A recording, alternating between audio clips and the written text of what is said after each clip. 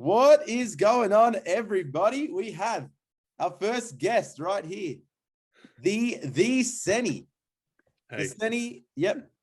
How are you, man? How you doing? I'm good, man. How are you two? Good, mate. Great to have you on. Welcome Thank to you. Pure Mediocrity. This is our first guest. So there's going to be times there's going to be dead silent because we don't know who's talking. Should have worked that out beforehand. No, that's But okay. hey, Yes, set up. yeah. But we're all about learning here. It's only episode 7, so yeah, let's get into it. All right. Well, I think we got to kick off with the obvious question. How'd you boys meet, Senny? Where'd this come about? Well, the King and I went to school together, so it's a pretty solid relationship we've had now for what, probably like 11 years. You reckon, King? Oh, yeah, about that. But I'd say close, only 7 years. Yeah, because Warrior School, we were definitely part of like the same kind of friend group, but we weren't essentially much more than good acquaintances. Yeah. And then following school, I mean, it was just by pure luck. We both happened to have a love of the Star Wars Battlefront relaunch. Oh, and then from that, the next thing you know, we both love Star Wars. And then Jordan really started to get into the NBA, and me being a former basketball player, like I also tagged along. And yeah, the next thing you knew, that we just had so much in common that, yeah, 7 years later, we were actually very good friends. Mm. Yeah, I wouldn't add too much more to that. So in school, we didn't really, as you said, we were in the same group, but there wasn't really too much of interaction until we really It was a very large group. Yeah, till we got to Coasties, and then it became like a bit different. We actually got to know each other and get along. And then that was the end of 2014. So then when Battlefront came out again, I think you and I went to midnight launch. No, that was you and our mutual friend. Oh, the other guy. Okay, yeah. And then the other Kim and I one. were still talking. Yes. Okay. And then, then we just ended up, finding other things we got into, like, you know what it was like back PlayStation days till 4 a.m., all that. Then that was how I really got close to. Yeah, tell you what, that's a long one. Yeah. Yeah, right. You and I have had them. Me and Senny, you don't know this. Tuber and I went to we had some assignment to do or something, and we were like, all right, we're gonna come, because he used to live on campus. So I was like, all right, come to mine. We'll have like a real late one. We'll get everything done. We'll do all that. We ended up playing 2K My League till 3 a.m. and did nothing else. So we all know what that's like. Oh yeah, we did a few nights like that on Battlefront. Yeah, I actually want to do some more nights like that, but it gets high as you get older. Not as easy just to jam games. Nah. And your next day is a total write-off. It's, don't bother me, I'll be in bed. Yeah, we're getting old now. Hey, that we are. Tuba's young, but you and I are getting old. Tuba's young. Young. You were like born in 99 or something. That's fair enough. See? Young, 6'5", but young. Got the youth. So we brought Senny on because he called me last week after the last episode dropped, and he had a few things to say about our what is an athlete topic, and he wants to add to that. So take it away, my friend. Oh, well, you kind of throw me in the deep end there. But I mean, obviously, what I found like glaring from last week is that there was no mention that overall, like you guys kind of dabbled in, it's hard to really whittle down to essentially what makes something great. Because as you guys said, do we go off money? Then Floyd Mayweather is undisputed. There's no one close. There never probably will be anyone close. Do we go off someone like Cristiano Ronaldo, who's probably got the most amount of fans in the world? Because football fans are insane. Or do you go by the number of rings? Then it's Bill Russell or someone like Tom Brady with the most amount of championships. Or as Lewis rightly mentioned, Michael Phelps. Will we ever see any other Olympian win that many gold medals? Yes. And because it's the Olympics, do we put that on a different pedestal? This is the thing. It's all about definition.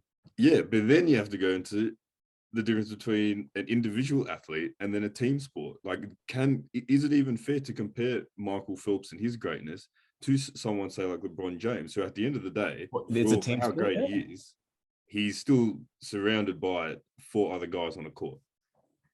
This is very true. And like at the end of the day, he's also in a position where, well, although yes, if he doesn't perform, that's a significant hit to the team's like ability. But like if he doesn't necessarily have a great night, he's got 4 other players that could have a good night. While if you look at individual sports, it's you and you alone up there. If you have a bad night, you're finished.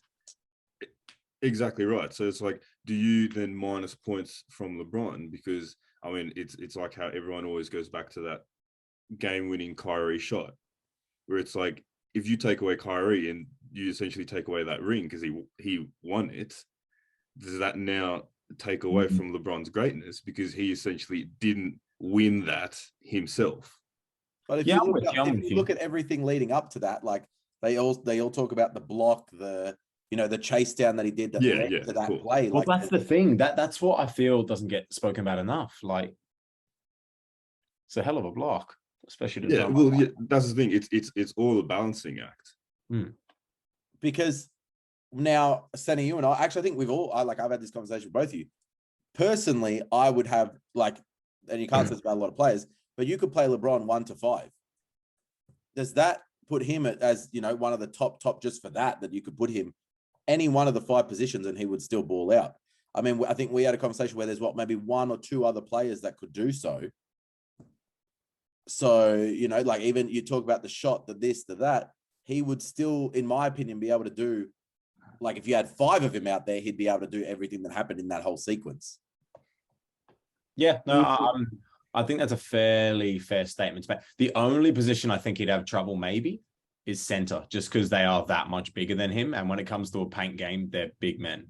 Yeah. I completely agree. And I think overall, that's probably a very valid argument. And we've seen a few other players that can do that. But I think at the same time, it's very situational in that if you put him at the point guard and put him against like the best point guard, like someone like AI that could dribble around anyone, or someone against Steph that can shoot from literally anywhere on half court, or you put him against the best centers in the league, Embiid or Joker, or you put him at the 4 against someone like Giannis. So it's like, I think on average, LeBron is definitely the only player that can play at every position. But if you put him at every position against the best in that position, yep. I can agree with that. Hairy. Yeah, I mean, he played center a bit this season, and that was had to though, because had to. But they were the games where he was hitting 30+ points. So I mean, I haven't looked into it, so I can't go into it and be like, oh, well, they were against, Jared Allen or Joker. They could have been against some, a couple of bums. Well, he also may have been playing center for his team, but not necessarily been. Yeah, that's true. That's true. Yeah, so I agree. I'd agree. I'd say he's the only player that can do it well, but I definitely wouldn't say that he's the best at every position. Like I wouldn't say that at all. Yeah. I think he's definitely the best. I think there's no debate that he's the best small forward of all time by a country mile. I don't think there's anyone that can even touch him. It's just weird because when you look at the other positions, I'd almost be like, oh, you'd love him there, but then you're like, there is someone that's just that good in each position besides him that it's just crazy. Like you think about LeBron trying to drop points on Shaq, and it's like both in prime, I don't think it matters. Paint game, you ain't beating Shaq. Like not many people are. He's just too big. And then like Senny said, like having to step up against Curry, like you're not going to be able to match his range. Like no one can. That's the whole point. That's the thing. Like trying to match Curry's shooting, John Stockton's steals and assists, trying to match Magic in just his absolute court vision. Like it's one of those things where I do agree. I see what you said. As a small forward, there's no one near him. Yeah. But then you look at if you put him at the shooting guard, as you said, he's not matching up to prime James Harden, Jordan, or Allen Iverson. Like they're just what they did for the game is insane. Ooh, I got a good one. He's not matching up at point guard. We said. I mean, power forward you could put him near because small forward and power forward at now are almost the same position. Yeah, true. But then center, as well. You're not putting him up, against Hakeem or. It's Shaq, as said. It's just not realistic. But I think that there's something to say when one player we're having a debate about a guy that can literally play every position. Like we're not doing this about we're not saying Steph Curry can play 1 to 5. We're not saying Embiid could play. You know, they try to make out AD is like, oh, he's got point guard, this, and this. But it's like, yeah, but realistically, you're not going to play him anywhere below the 4. So the thing that I've been looking at as well is like, just like you say, like we talk about LeBron being this all round, basically like almost the god of basketball. And you think about, the way I like to think of it is, he could be in the NBA for almost any position, like as in any position as his main. I think that's the thing, that's because most players have the know-how to play most positions, but to say you're an NBA level this position, I think only he can do 1 through 5. Yeah, I think you put it, hit the nail. Because although he may not be the best NBA center, if he only played center, there would be NBA teams that took him. Yeah, 100%. I could agree. That whole, I think he's one of the few guys that could actually play NBA any position. But, you know, there's the one that you mentioned when you were mentioning the top shooting guards. I actually have a genuine curiosity here. Do you think LeBron playing shooting guard, like that's his role for the day, let's say, in a game, and he's matched up primetime LeBron with primetime Kobe, who's winning that matchup in the role of shooting guard? It's one of those things where, I mean, you guys both know NBA fans are some of the most biased, like whatever way the wind blows, they're going. Whatever bandwagon is rolling, they're hopping on. And I mean, look, rest in peace and all that. But a lot of people all of a sudden are putting Kobe as like the all-time great and stuff like that. Look, it reaches a point where you have to be realistic. In this sense,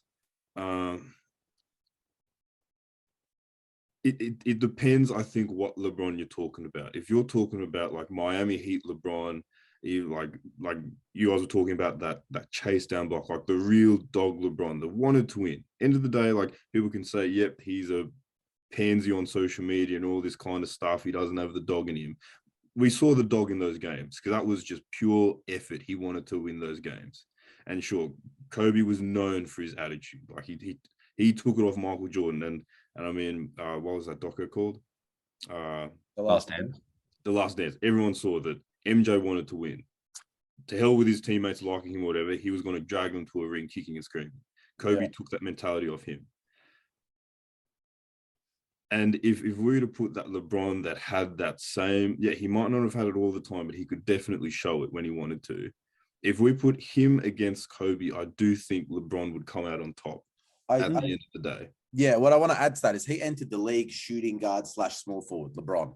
So I think he's not too he's familiar with the shooting guard role. Obviously, then got bigger and stuck to small forward. But you're right. If we're talking 2016 LeBron, like you look at the highlights when he hit the fadeaway buzzer beater on the Wizards, like over Bradley Beal, like that. All happened in one season. Like that's that season where it was like he's not taking it. You know, he's not taking. Well, here's the thing for me is, you know, there's certain shots where it's like, wow, it's a good shot. For me, we all know that one where, you know, he caught the ball off the inbound fade away and it goes off the backboard and in. Yeah. Do we reckon he was aiming bank? Or do we reckon he was throwing it in the direction of the hoop, hoping for the best? Be real. Yeah. No, I reckon he was shooting it and seeing what was going to happen. Yeah, I have a feeling. Because that's the thing where it's like, it's the magic moment where he's so good that, yes, his natural throwing in the general direction is going to be somewhat on target. Yeah. So you know when he lets the ball go, it's going to be close. But for me, this is where I go, you look at shooters like Steph Curry that pull crap like that off every game, and it's no longer or could he do that again? It's like, no, when he does something, you know he means it because he can't. That's very true. But I think LeBron has that ice. Like he just has that ice in his vein. Oh, well, we're talking about, like Sandy said, that dog version of LeBron. It's not even about a matter about being clutch. It's a matter of refusing to lose. Not like all pressure's on, need to make this shot. It's, I'm so stubborn, I will bully all 5 of you to win this game. Yeah. And it's just, I don't really think with the hand up. Like, because I was just saying, but on that, I think if you went like, if you average the careers, Kobe was a dog from day dot till day end. I mean, I know you love LeBron Jordan, but there's like, you can't say that throughout his entire career he's always shown that. No, not at all. I agree. There have been times where, like, you can see even like mid-game, he just packs it in. For instance, I think this season he did that. Yeah. I think this season he realized we're not winning, and that's why he's always said if he wanted to go for the scoring title, he could. And he goes, he said, "Fuck winning, we're going for the title." Yeah. Like that's he got second, I think, and because he missed game, something happened where he couldn't get it. But yeah, I do agree. I think if he knows that it's not in, he'll just find other ways to still be, you know, there at the end of the year, like in the all NBAs, 1, 2, or something like that. But yeah, this year I really felt he wasn't going to win. It was just go out there, do his thing, and that was it. That's why I reckon, like, best Kobe versus best LeBron, I'd probably lean towards LeBron. But like average Kobe versus average LeBron, I'd almost be inclined to go the other way. Yeah. Because I feel like, like you say, once he's got his, like he got his MVPs, he's got his wins, he got his rings, like he's done in an NBA career, you've done what the big milestones were. You're definitely going in the Hall of Fame. There's no question there. You've won best this, best that. You're what, 19-time All-Star, something like that now. So he's done all the big things. But like Senny said, I never watched Kobe play a game and went, oh yeah, he looks like he's just going to sit this one out. Or yeah, he's looking a bit gassed. And that's the thing. Like, so hungry. You look at some of the teams that Kobe played for. Like, there's talents where he's not even close to making playoffs and stuff like that. But he would always, you know, he's always playing for the win. Which you could say, you could argue that it's his fault they weren't getting close, and he'd always go for the win. Because, you know, you see people that played with him. Yes, hardest worker, but impossible to play with. And through those years, it was I think they won 2009 and 10, and then they went through a very slow, low scope from there. It just went downhill. They weren't even getting close. Like his last season, then they finished 14th or something like that. Like it just wasn't. Yeah. But he would go out. So it's one of those things. Like, do you want that energy all the time, even if it means costing the game? Because a lot of, even if you change the way he played, if he made that extra pass, or I'm sure we've all seen the photo where he shoots from like halfway, game on the line, there's 100%. What a beautiful day. Yeah, honestly, that was insane. But you know what I mean? Like it's that thing of that mentality is good, but is there times where it's like, you know, like every team's catching on. Should we switch it up? But yeah, this is one of the cool things. Like we all remember Shaq talking about the quote about like, oh, everyone's going, oh, Kobe needs to pass the ball, Shaq. And Shaq goes, oh, you know, there's no iron team. And Kobe famously goes, there's an ME in that motherfucker. Yeah. Like the fact, like that's an awesome quote. And it just shows you how like hungry he is. But then it also raises the point of like, but even it's the weird thing where I don't think many people could ever match what Kobe had. And like you said, Sonny, he got a lot of it from watching Jordan and playing alongside and learning from him. And Jordan was undoubtedly a dog 99% of his career. I think when he got to the Wizards, he got a little faded out. But like when his body was able to, he was a bigger dog than anything I'd ever seen. But even the point where you look at the fact of Jordan coming through, when you talk about Kobe coming through as well, it's just that sort of mentality. I don't really think anyone's had their level since. Like I can't name a single player I've gone that has that dog mentality. Well, I mean, Kobe himself did say Russ, so I'm just throwing that out. Oh, to that point, guess who this man's favorite player is? Give it to him, Sadie. I got a buck. Oh, the Brody, Beastbrook, Russell Westbrook. Let's go. He said he had some words. He wanted to jump into a few things he was saying about Russell Westbrook last week. Give it to us. Give it to us, Tuba. King did it pretty well last week, but and like you guys touched upon it. Look, don't get me wrong. Russ is not prime Russ anymore. Yes. but the thing is, when you have players like Draymond Green, who is notorious for pretty much hating anyone who isn't on his team during the season, and Dame Lillard, who legit almost became famous for his rivalry with that OKC team, and particularly Russ. You could say he did. Like he became known because of that, the shot and the especially that shot. Like that series really put him like in everyone's mind. And he came out defending them against like Shannon Sharp, Skip Bayless, and all them, saying, "What do people expect from Russ? Russ is an all-time player because of the way he plays. Yet this Lakers organization have taken that away from him, given him a new starting lineup to play with nearly every single game for 3 months in a row. His two other players that are meant to be there aren't there. And it's like, what do you expect of a point guard that's like a slasher and however else you want to describe him, and you're not going to let him play like that? I'm with you there. I think for me, it's always hard to give props, or like not as in props, but like as you said, it is always difficult once because I feel like people are harsh and judge till the end, and they go, oh, like they might go, oh, Westbrook's trash, and it's like, no, he's had a rough season. You said he's past prime. Like you can't expect him to pull off like triple double king where he just won it, like triple double almost every game and like was in god tier mode, because like that's 4 or 5 seasons ago. Like that's a long time to play anyone. You just said slasher, his thing is to go hard, be powerful. Whoever the hell tried to tell him that he should start shooting the 3 was silly. There were shots. I don't know. You've seen 100% Cat where he shoots through, and Cat's like, well, it's like, at what point are we telling Russell Westbrook, the guy that's just known for being a dog, known for being one of the dogs in that we're like, all right, we're going to change his game to a 3-point. Yes, the game is changing, but I think it's also good to have those inside men that can do that, like, still put up 20, 25 points without shooting the 3. Well, because I mean, like, you literally have to, like, we've been saying how he's not prime Russ and everything, but you just go back one season. Bradley Beal himself came out saying that he's the best teammate I've ever had. He took that Washington team that had an injured Brad Beal, lost Thomas Bryant and like pretty much all their big men, and he still took them to the playoffs. And he played very well. Yeah, won the play-in, got to the first round of playoffs, and short. He lost. It was a team effort, and they lost. Because I mean, look, he was surrounded by Davis Bertans, who couldn't hit a whale right in front of him. Also, they played a very good Sixers team. Yeah. That Sixers team was Redick. That was Redick's golden 3-point year. Holy crap, the guy did. And Embiid going to town on a team with no center. Yeah. And Embiid had a fun theory. but no, I do. I just think Russ, they need to try not to adjust him. But you also look like, I'm a Lakers fan, so I can, that's the one team I really watch. But the Lakers, we keep trying to find anyone and turn him into a 3-point shooter. You look at Contavious Pope. He wasn't really a shooter. Alex Caruso was never really a shooter. And all we did was spend those seasons trying to turn them into shooters because that's not what we had.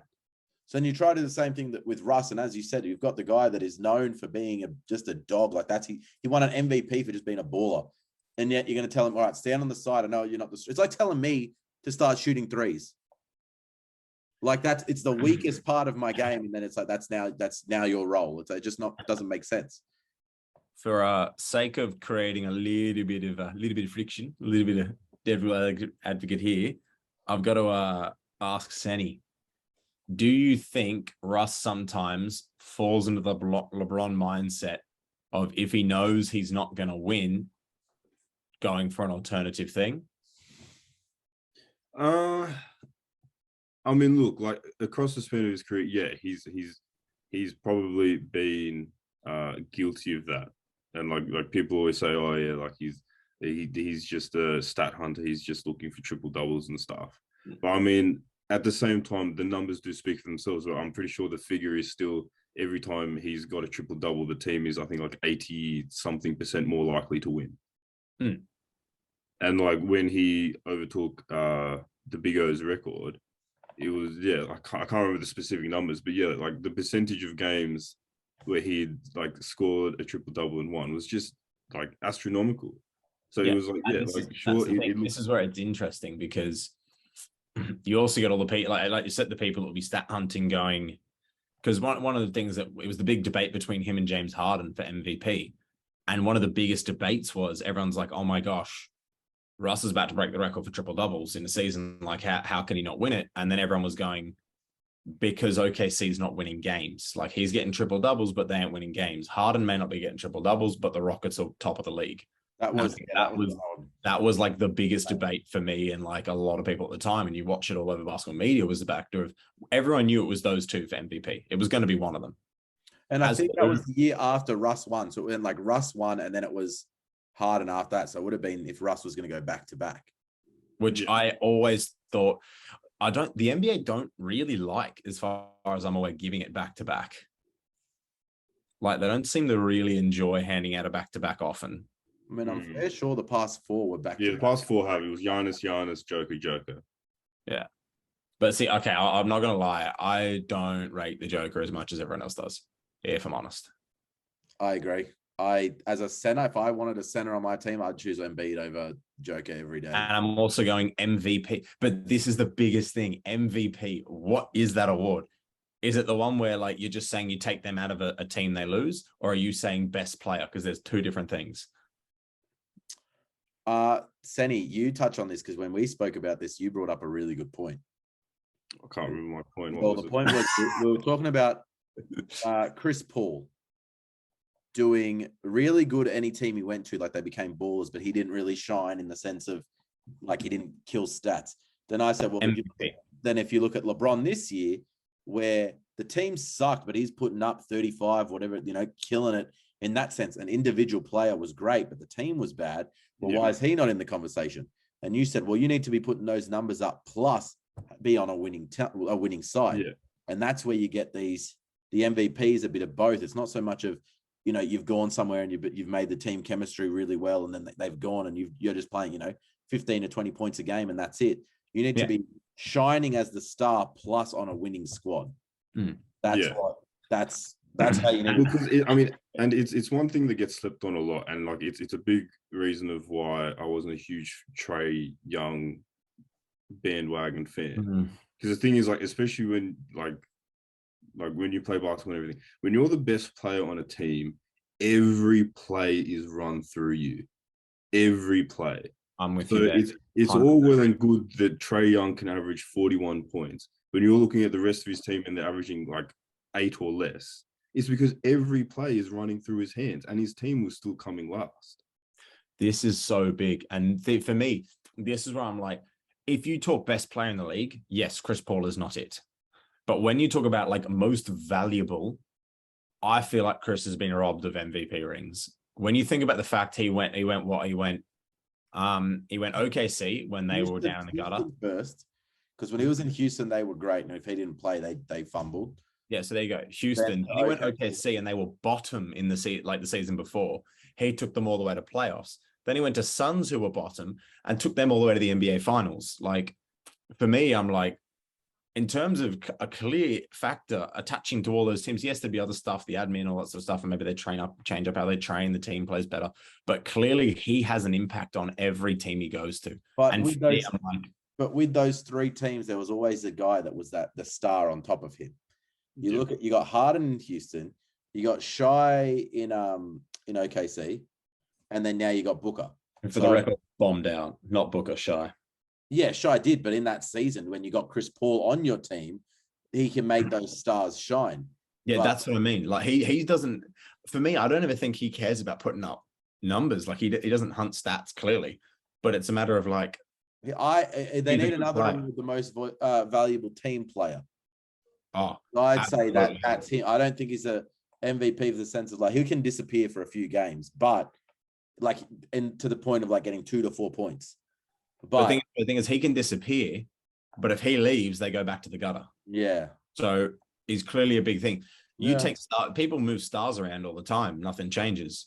But you take him out, he seems to be a linchpin. All right, Stanley, this is your last point because this is half an hour of NBA, and I don't want to go on the other thing. But then on that point, why isn't Draymond Green in the conversation then? Draymond Green has now been proven to be a linchpin of that Golden State Warriors team. And yeah, he puts up like no points when he's on the team, and when he doesn't have his stars, he's famously, as Chuck said, he's Mr. Triple Single. But it's like when he's not there, you notice a massive change in their defensive structure. Like it falls. His leadership is huge. His leadership is unreal. So it's like I mean, maybe there should now be an award for the best leader because players like Draymond Green, Chris Paul, Simmons. But even like sometimes LeBron, like they're good leaders. I think the last thing I want to say is we can talk about like most valuable contributors to a team, and then that brings up the conversation of guys like Dennis Rodman, who points wise were useless. Like he couldn't score a basket from 10 feet away. Like he was useless at it, but he was the best rebounder the world had ever seen at that point. He had dog-like hustle. Probably still is the best rebounder of all time. And like at the end of the day, Jordan went, we need him. They said we can coach him, and bang, suddenly he helped Jordan win 6 rings. Like 3, but all good. Who cares? All right, let's move on from that, please, because that was a lot. I didn't expect half an hour of NBA. Everyone's gonna skip ahead. I did want to bring up. Have we seen Jake Paul is fighting? And it's not fighting? Tommy Fury. He's fighting some heavyweight, like proper boxing. Yeah, get it up. It's Rasheen. Top guy no one's heard of. No, so they were training together, and then there was beef. Hasim Rahman. Hasim Rahman, yeah. And proper like other fighters are coming out and be like, props to Jake Paul. If he wins this, he's in the conversation. What conversation though? Of being the best YouTube boxer. Yeah, that's the thing. It's the best YouTube boxer. You're definitely not. He's never going to be the best boxer. I said. Actually, side note: anyone see Fusi versus Deji? Oh my god! Look, I'm a big Fusi fan, so I'm choosing Fusi, but he sucks. Are they actually fighting? Is that confirmed? Yeah, they're fighting on KSI's undercard. Deji's definitely picked that to go. This might be one I can win. Yeah, and it's a pro fight, so both of them's like they're both 0-0 at the moment. So whoever it is going to be undefeated. There's a Fusi punching. He's like, bro, it's so bad. It's no technique. It's like watching a cousin of mine try fight. You leave him alone. I know exactly what you're talking about. You leave him alone. The exact same. Woo! All right. I just want to touch on that. Is there anything else going on? Oh, actually, did you see Thor? Has anyone here seen Thor? Yes, saw it a few days ago. You saw it? Saw it last night. Hey! All right, I saw it Thursday. So,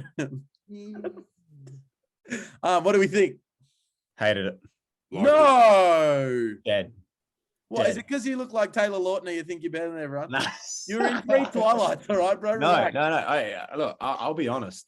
I'm a massive superhero fan. Jacob fan. No. Oh, sorry. Sandy, actually, sorry, just touch on that. This guy here just watched Twilight. Give us your Twilight review. Oh, what's your review? Did you watch the first one? Or just yes, I've watched 1 and 2. Yep. All right. So whole premise was people know, but our audience knows what it's. Yeah, there's the 6 Star Wars, the 6 of them that matter. Yep. So then, as essentially payment, I had to watch the Twilight movies. Okay. Yep. My big thing is you watch the 6 with your missus. Yep. Yep. Okay, and then you have to watch. Okay. Yep. Yeah. So my big thing is, and I told her this while watching the first one, I was kind of annoyed because the plot of the movie, how I can see everything moving, I can see that where it's come from. So essentially the books, it's obviously quite like a fairly fleshed out, decent world. It's got decent storytelling that I think is purely brought down by shocking acting and screenwriters, which is quite a shame because I was telling you, like, the characters of like Carlisle and like the older vampires, I was like I'm actually keen to know more about them and like the vampires, and like they touch on like the history of like that area in particular to do with the werewolves that haven't been mentioned yet and everything like that. And I was like, okay, so this world obviously has a good amount of storytelling and thought that's been put into it by the author. But it's just the movie completely fails to express that because it's centered on these 2 ridiculous people. How did you think Tuba played in number 2? Shut up. Well, hey, based on that, Tuba's my favorite character. Who gets Hey, Tuba! Hey, can we give Tuba? You did well, mate. Give us a raw Tuba real quick. All right. Give us a raw. Back to Give us a raw. Do the raw. Do the raw. Okay, so back to Thor. Look, I'm a huge, I love those superhero films. I love that sort of, I'm a bit of a Marvel fanatic when it comes to the films and stuff like that. For me, I saw way too much Disney in that film. Holy crap. They tried so hard to make it more family friendly, a lot more little, it used to be a big action film, great film. Like that's what they all used to be. And then they became big action films, a little bit of comedy in them though, which made them perfect. Like Thor Ragnarok was a great film for me, like just watching a lot of action, some storyline going on, bit of comedy there as well, which made it a bit more easy watching for a wider range of audience. I felt like this one was way too much about trying to make it all funny and make it all a bit goofy and all over the place. And they took away from the storyline. Like that villain is one of the best villains ever across the Marvel comics. He's so awesome. And they ruined him in a movie. One movie, they fucking ruined him. Like, I was so upset. I'm like, not to mention, he's cool. Oh, wait, hold up. Do I say spoilers or no? Yeah, spoilers in 3, 2, 1's what you got to give the announcement. All right, spoilers in 3, 2, 1. His sword is not a fucking sword. The whole cool thing is that he has like a symbiote aspect to him, which means he can create that weapon into anything he desires. He can make it into an axe if he wants to. It comes out of him in forms. It's not an actual physical sword. And like, that's one of the biggest characteristics of him, and they fucking took it from him. I was so keen to watch that. I was prepared for him to make a hammer to take the piss out of Thor. And then he just didn't. It was just an actual sword. And then it got snapped like that. And I'm like, well, that seemed a bit easy. And the thing is, they build up the God Killer, who you see for 2 seconds, and then he loses a fight almost instantly. Like, I'm like, what is the point of building all this? And then all this whole, oh, I'm not worthy, you're not worthy. Only if you're worthy, you can wield these weapons. And suddenly fucking everyone can pick them up. Like, what's the deal here? How's this all working? Wait, who picked it up? Bro, the fact that Zeus's Thunderbolt, motherfucker caught it. Yeah. Which, okay, don't get me wrong, I didn't like that either. that was a beast moment of the film, and like, for storytelling, awesome to see. Like, that you can see the raw anger, and that was cool, because I thought that meant we were going to see more of like the mad god Thor, which is like the most broken thing in all of art. Like, it's so stupid. But like, when he caught it, threw it back, I'm like, well, what's the point of all these people having their magical weapons if everyone else can wield them? And like, Thor's hammer was meant to only respond to Thor, except he put that little incantation on it that helped her out, obviously. But it's like, suddenly the kid can pick it up easy, everyone else can pick it up. The kid's some fucking daughter of a dude that murdered billions. And yet she's like, yeah, sick, yeah, I'll just get this fucking hammer like it's nothing. Like, for me, I'm like, what? Why can everyone hold the hammer now? Like, you've just taken away that significance. Suddenly everyone can wield the hammer. And for me, I'm like, I just feel like they made it too family friendly, too. Like, that bullshit jealous hammer thing. Like, what the fuck is that? Yeah. Okay. Like, they just added, for me, I did like the film. Like, it wasn't a bad film, but for me, I felt like they tried to add way too many talking scenes in. They rushed so much. Like, Jane and Thor colliding, 2 seconds, that was all fixed. Like, that's a massive plot point back. And they've just gone, oh, yep, we'll patch it up with this 2-minute backstory, and that'll fix everything. And it's like, I feel like there's so many colliding plot points that were rushed. And for me, Disney clearly took a hold because they made it so family friendly that they forgot it's meant to be a heavy action film. It's meant to be a lot of death. There's meant to be violence and warfare. Like, it's meant to be that thing. When the whole movie, there's only like 3 action scenes and the rest of it's just talking. Sunny, give us your response. All right. Look, to be honest, I don't fully disagree with anything that said. I mean, especially that ending scene. The ending scene was the only real scene that I wasn't a big fan of. The whole, like, them running out of the ship together. He's got his daughter now, and she picks up Stormbreaker. Yeah. Oh wait, who had Stormbreaker? She is Stormbreaker. He's got daughter. Mjolnir. The daughter picked up. Oh, okay, yeah. Yeah. I missed. I thought it was the other way around. But then, I guess, like, my biggest thing was, I went in knowing, because like I was scared to go to see this because I was like, it's a Taika Waititi movie. He does comedy. He does this kind of thing. So I was kind of expecting it. And like, one of the big things that I think that Marvel does wrong in a lot of their other movies that I'm not a big fan of is that they don't really know what they're going for. They don't know, are they trying to be serious or are they going for humor? So you just end up with this. I'll give you that. Yeah, I agree. Did you watch Doctor Strange? Yeah. Which, the new one? Yeah. So you can get back to it. I think that's the perfect one where it's like, there's moments where it starts off funny, then it gets super serious, almost horror-like, and then they throw in a joke, and it's like, what? Like, why did we do that? Yeah, like it's almost jarring. Whereas like this one, it was the first time that I felt like they actually, I mean, like he is a good director, and for me, it felt like same with like Ragnarok. He had his idea, what he wanted to do, he knew what he wanted to do, and he followed through with it. Don't get me wrong, there were some scenes where I was like, oh, this could probably do with a more serious tone, especially because, like my big thing was, especially when they made Thor this more humor-based character, watching the cartoon and stuff younger, Thor was the kind of guy where any humor from him was like ironic. It was because he didn't understand anything. It was almost Drax Guardians 1. Exactly. Yes, it was because he exactly. didn't understand anything. So he didn't understand the mortal world. So he was like, oh yes, these things work. Like, yeah. So for me, I was accustomed to that Thor. So I wasn't a big fan of when they made him like this jokey guy, because Thor essentially is the strongest Avenger. Yep, I'd agree. So like sometimes you kind of wish for that real like leadership Viking warrior personality come through, but they decided not to do that. But I appreciated the fact that they backed it, and I felt that it worked. And like the Jane plot, because I was spoilers again. I was kind of discussing what I thought their idea was behind this whole bringing her back in, because because my girlfriend was kind of confused as to why they'd bring her in and then spoil it, kill her. And then my guess is that it's to finally close that plot. Yeah, I think 100% that was. Through heaps of the more recent movies, a lot of people are going, like, what's the deal with Thor? Is he going to get with Valkyrie, or is he going to follow the comics and get with Sif? Or like, where's Jane? Is she going to come back? Well, I think they finally I do understand the comics, 100% agree. That's the comics that she had cancer. She got the hammer, and that's what kind of let her live a little bit longer. I think, which I don't know if you stayed back for the last credit scene, but I like that they brought in Valhalla and Heimdall back, because I feel like somehow the dad and the son, they're going to still be able to connect. So if they want to bring Jane back in a way, they can.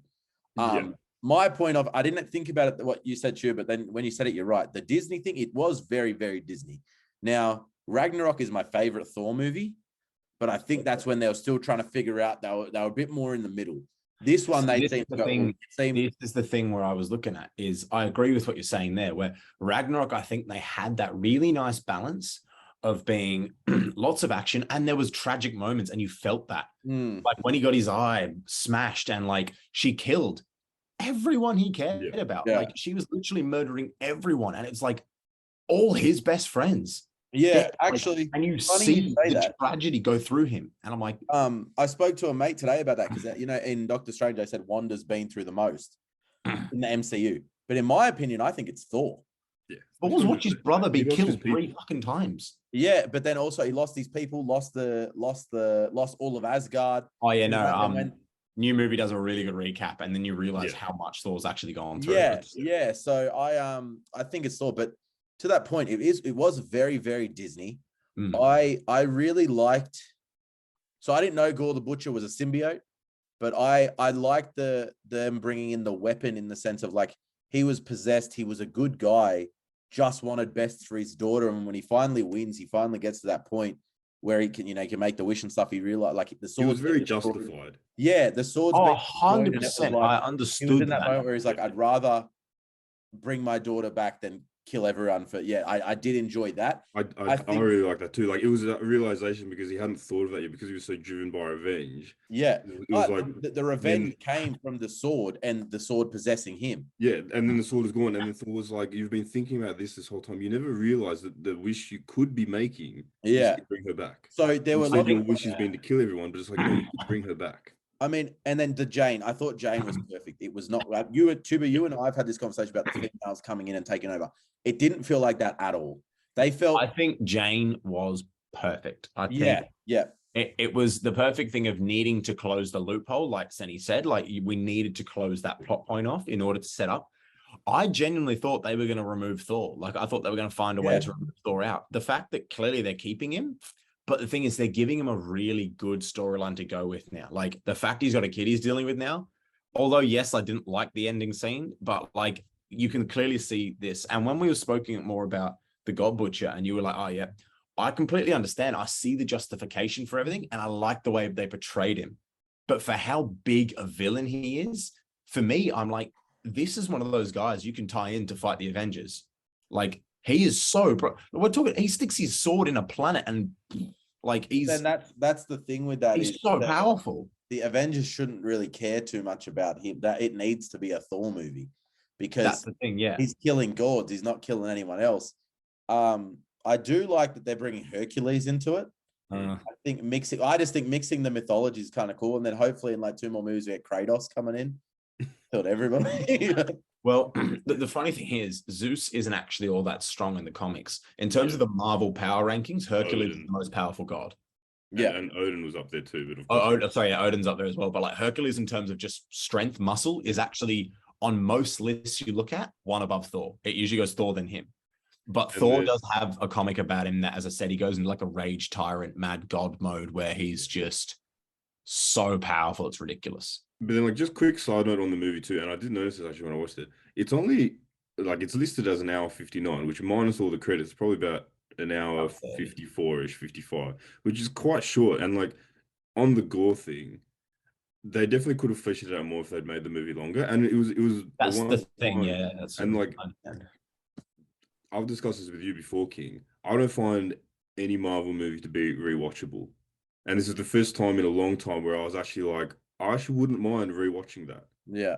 Which makes me think that they almost could have made it longer, because it wasn't one of those things. Because I find in a lot of the Marvel movies, there's just these parts in the plot where you're just like, if I was at home watching this on Disney Plus, I would skip forward. Yeah. I would just Yeah. browse through it, skip there. 100% true. Yeah, I 100% agree with that. And I think one thing that is intriguing to me is I reckon, because obviously, like you said, it is a shorter sort of film, which how weird is that we're now talking like that's a short film. Like that just shows how weird the movie and how big the movie industry has become, that we're now going, oh yes, under 2 hours is short. Yeah. Like, but for me, it's looking again at the God Butcher. I think like I like how they handled him. I thought it was good. The only thing that really annoyed me is I wonder, and here's my logic. You guys know who owns the symbiote thing, yeah? Yeah. Like Sony owns the symbiote. Oh, yeah. In the comics, there is actually some form of like spatial connection between the species of thing in Venom and the species of the thing that they brought that up in Let There Be Carnage. So the thing that attaches to the God Butcher, that sword and shit, is actually the sword itself does corrupt, but it's more of a little symbiote thing that corrupts you. And that's like the power of like death or whatever the hell it is. But like it corrupts you and allows you to make that sort of weapon. Yeah, because the Venom talks to Eddie Brock in Let There Be Carnage about how there's like a mothership, like a hive of symbiotes, and they go across universes and across all that. But I don't think that would have been much of a problem because they just introduced the symbiotes in the MCU. So this is the thing where they talk about the thing that the God Butcher isn't a symbiote. It is symbiote-like, and it is said to have a connection to the thing that Venom is. Yeah. Which is why they were like, oh, you could end up having a really cool moment of suddenly we got symbiotes coming in. Mm-hmm. But then it's like, oh, but we don't. But the thing is, I feel like for how powerful the God Butcher is, the other thing that annoyed me, they made him really easy to beat in that final fight. Like they went to the Shadow Realm and kicked the crap out of him. See, I disagree. I actually like that it took the hammer and the axe are like the strongest thing in all the MCU, apart from the Infinity Stones. So the fact that it took them pumping it, smash it, then catching it on the way back into the hammer, then destroying the hammer to destroy, like that's, yes, to destroy the weapon, I get. I mean, is in general of like, just beating the fight itself, like how much power he possesses is not just his ability to fight, it's the shit he can summon.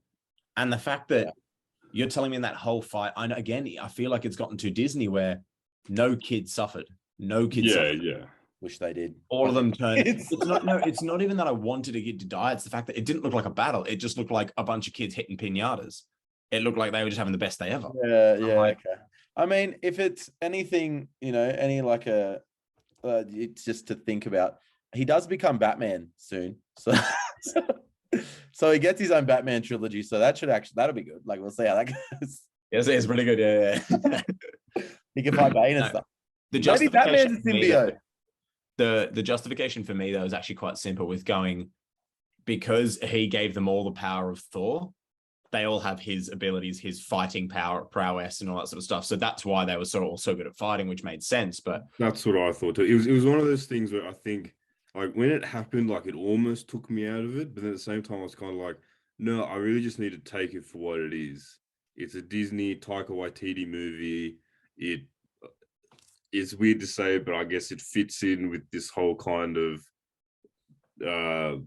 cinematography kind of flow that they've got going on with their idea. So it probably could have taken me out of the movie more than it did, but I kind of just let it go. I was like, it's not a big thing. Yeah, sure, the kids now have his power. They can kick ass. Luckily, like if they had spent more time on it, then it probably would have started to really irk me. I was like, why are we still watching these? Yeah. No, I'm glad they moved through. I don't care for any of them. One of them's Heimdall's son, but I'd rather see Heimdall there and Idris Elba on the screen instead. I mean, I also think the problem that came with this movie with the whole too Disney thing was this is coming off the back of Lightyear, like Buzz Lightyear. So I think Taika's now a bit in Disney's pocket in the sense of I feel like he's lost a bit of his own voice and it's more of a, oh, do it this way. And it'll just be like, yes, like they promised him a Star Wars trilogy. They gave him Lightyear because Ragnarok was so good, but it just felt like these two movies, they did feel different. They took a lot of the action and the seriousness out of it to make it that little bit too fun, like too much fun and too family friendly, which, yeah, as you said, for Thor's like, if you watch the first two Thors, they're dark as, like they're very, for an MCU movie, it's like there's a lot at stake and it's not the payoff. The first Iron Man, like you watch him literally get tortured with devices and like shit pulled out of his chest. The first few Iron Man, all of them were dark to start. And the thing is that built the foundation. And even the first Avengers was the first film I felt that had a little bit more comedy slipped into it. And I think that was perfect though, because you had Infinity War. No one, I don't think many people could have walked into Infinity War expecting all of them to lose. Yeah, well, Infinity War is my favorite Avengers because of how it starts off the jokes. You think, okay, just another Avenger. By probably 25 minutes in, it's like, oh, this is no joke. This is, this feels like you can put a DC logo on this, and this can be a DC film. Like they're gonna lose, yeah. Yeah, like it got very, very serious, very quick, and I did really enjoy that. But I think now they've gone from that then to Endgame to now the multiverse, and then this, it just feels like they're going in such a direction that it's losing that foundation of the yes, they're superheroes, but it's still like serious. It's not like they're superheroes, but they're goofy. Yeah. I think the only like last thing I want to touch on before I'll step down out of this is just going, we're looking at, like, as I said, like we're talking about that Disney sort of aspect. For me, I was really excited when he caught that Thunderbolt moment. Yes, like he shouldn't really be able to catch it, that logic, but like when he caught it and hurled it straight back through the guy's chest, I thought that was one of the coolest moments. Yeah. Like, oh crap, shit's about to get very, very serious. His best mate has his best friend ever has just been killed. And for me, I was like, it happens out of fucking nowhere. Because you think he's aiming for Thor when he throws it. And then he's boom, straight through Korg. And you're like, oh, I didn't think we were name dropping, but there we go. I was like, holy, how did that, like, wow, that was just insane. And then I was like, oh my gosh, he's just killed him. This has gotten so serious so quick. And then Thor caught it and threw, and then casually, even though it's one of the most powerful weapons ever, and they absolutely needed it to defeat the God Butcher, Zeus straight through his chest, fine? Question mark? Maybe he's related to Reva. As we saw, he's still alive. Yeah. That's what I mean. I'm like, he's fine. But even that, like, he's got tissues. He's like, oh, yeah, let me just dab this up. It's the same thing that I was saying to you about Doctor Strange. If I think I said this to you, it felt like they're trying to find ways to have an impactful, like, moment, like a death, but then they're still around. For instance, in Doctor Strange, killing anyone. Yeah, in Doctor Strange, they killed off all these known characters, but they're part of a different world, so it doesn't matter. And then same with this, like, oh, Korg copped it, but I can still live as a face. It's like, it's like, oh, here's an impactful moment, but it's kind of like what they tried to do with Last Jedi, the subvert like expectation, like, don't get me started on Star Wars. Yeah, no, we're not going to start it. Is there anything else? Because now we've kind of hit our time. Is there anything else you want to ask or say? Or I'm happy to go for longer. So same. Well, keep it going. Ask us something. Have you guys been watching much of? No, we probably shouldn't go back to the NBA. No. We need to get out of that, as that was a half an hour spill. Yeah. Oh yeah. I mean.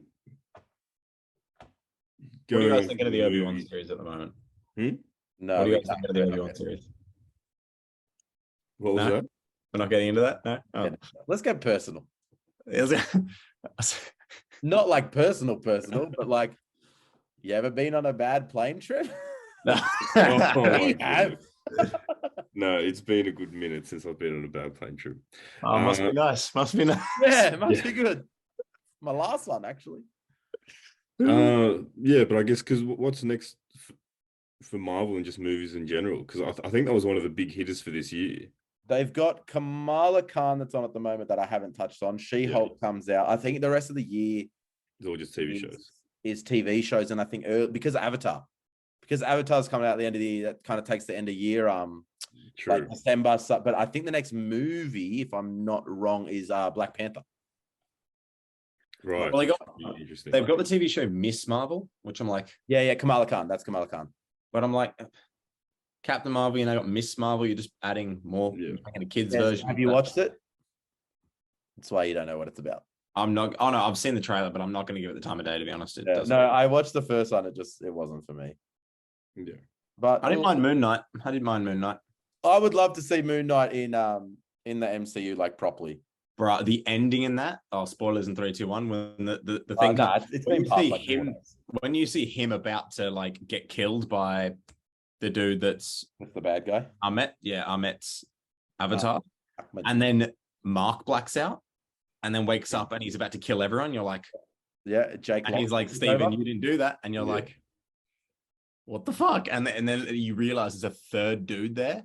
And you're just like, but then the question comes back to like, who's been doing what? Like, yeah, I did. But like again, like you just said, King, he'll fit even better now into the Marvel because with Thor, they've now introduced this whole pantheon of all the gods. Yeah.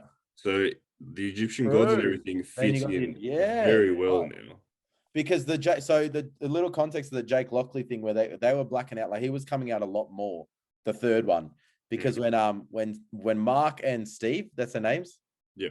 When they were in the hospital together was when Jake Lockley took over. Yeah. So anything of them in like the fantasy world stuff, that's where Jake Lockley was the main guy. Because Jake Lockley is the real life everyday one. The other two were the ones that were brought into it. But Jake Lockley, he was dead when they were in the other world. He was in that sarcophagus that's like rattling, and they're like, "What is that?" And no, so he wasn't dead. No. You know when he first got shot and he was lying. Yeah. Because he was dead, they put him back to the normal person, which is Jake Lockley. Oh, Jake Lockley's the number one. Yeah, Jake Lockley's number one. Then we don't obviously know how, but Jake created Mark, and then Mark created Steve. So. Yeah, that gets into that. Anyway, to bring up just a side note, I went to coffee the other day with my beautiful mother, and I left I called in work. I'll be like, hey, I'm going to be an hour late. All good. I left coffee, finding out that I'm going to Italy in 2 weeks. That's insane. Yep. So we're going to have to be podcasting at weird times because I don't want to stop. I feel like we're on a good roll. So I got there. I'll be there with the bags under my eyes. 3 a.m. here. Oh, why are you ringing me? He's going to look like a Kyle with all these monster drinks around him. Well, it's not too bad because at the moment, so it's 9:30 where we are at the moment. In Italy, it is 1:30 p.m. It's 8 hours. Yeah, 8 hours. So I'll be 8 hours behind. Yes. So you'd essentially be having lunch. And we would, and Tuba would be available. Yeah. All right. We'll have to suss it out. I need to either take my laptop or do something, but we'll If you don't take your laptop, it's going to be a bit of an issue. Yeah. Yes. You might have to pull your weight and upload, and I can do it through my phone. Or just take a tablet. What kind of, like a Panadol? Disney over here with his. No. We all knew that joke was there. We were all just like mature. And we all loved it. And that's why we've gone over 45 minutes, because we're just here having some fun, boys. All right. You can catch me Monday, Tuesday, Wednesday, and Friday on Twitch at King El Dado. No, let's just give a quick shout out, of course, to our guest. Thank you so much, Senny, for joining us. It was an absolute pleasure. Thank you for having me. It was an honor to be the first guest on such. Hey, actually, yeah, yes. I'm sure you're going to come back on. Oh, I'm 100% sure he's coming back. This was good. Even when he said, "Oh, if you let us know, we'll be able to be on," he goes, "Oh, yeah, I quickly changed. Just slip that in. Just slip that in real quick. Like this is his application. If you guys just can review it and let me know. The reference. I'll take over while King's away in Italy. Nah, bro. But no, for everyone listening, we are trying to get more. Sorry, whoa. What was on your wrist? Bring your wrist back up. What the? No, your other one. You've hurt yourself, haven't you? You motherfucker! What the fuck? He's hiding it because he knows if he's hurt himself, he's in trouble with me. I haven't done anything. So he's hiding it from me. Es que las dos. Sorry. Where did that come from? Me and What? Sonny both clocked that instantly. Yeah. Raises the hand full wrapped, and he's And like, you are hiding it because you don't want to get told off right now. Maybe it was Jake What'd you Lockley, do? dude. "What'd you do? What'd you do?" I didn't do anything. We're not ending. What'd you do? I didn't do anything. I got a wrist thing. It's my headband to stream with. I was just playing with it. Oh, I thought your wrist was wrapped as in like pain, and I was like, "What have you done?" Nah, man, we good out here, man. Yes. So Senny, thank you so much. No, that's If okay. you want to catch him, you got to be fast. Quick cut. Woo! We are fire tonight, boys. Actually, sorry, I should have said something because I'm actually having fun. I don't really want this to go.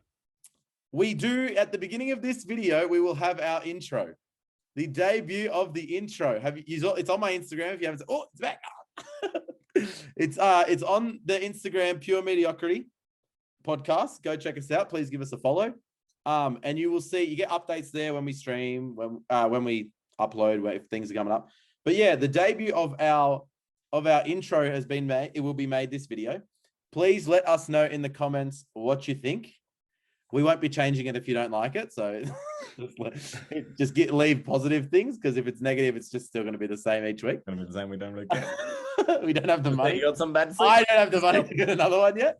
If you got a bad thing to say, King says, keep it to yourself. Yeah, go tell Senny. Go give it to I'm Brown too. Yeah. Write it to his PlayStation. But apart from that, we have that. Then we'll have my outro for my streaming thing. Once Tuber gets back onto it, I'll add his to it. But because he's been a little sad boy, he's a little busy boy. Actually, how long have you got left of uni, Senny? Me, 1 semester, so next semester, and then 20 weeks of placement next year. Ooh. Start of next year. 20 weeks. Damn.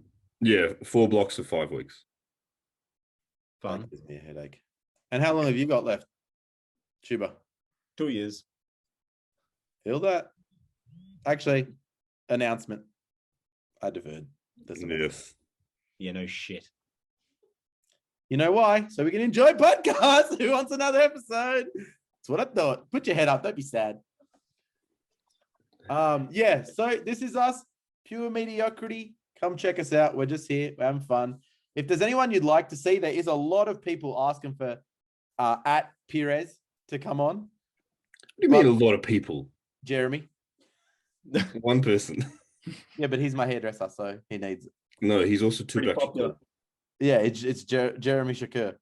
But Tuba, do you want to get anyone on, or is this me? I'll just lead the pack. I've got a few that I'm looking to bring on, but for now, I got to check their availability because some of them work literally only nights, so we'd have to do like a day stream. Yeah, all right, we'll work it out. We're pretty easy like that. All right, let's call it because I feel like we're just verbal diarrhea and over here. Thank you, Senny. We really appreciate it. Till next time, my man. Thanks to viewers. Yeah, till next time. See you then. Sounds good. Bye, everyone.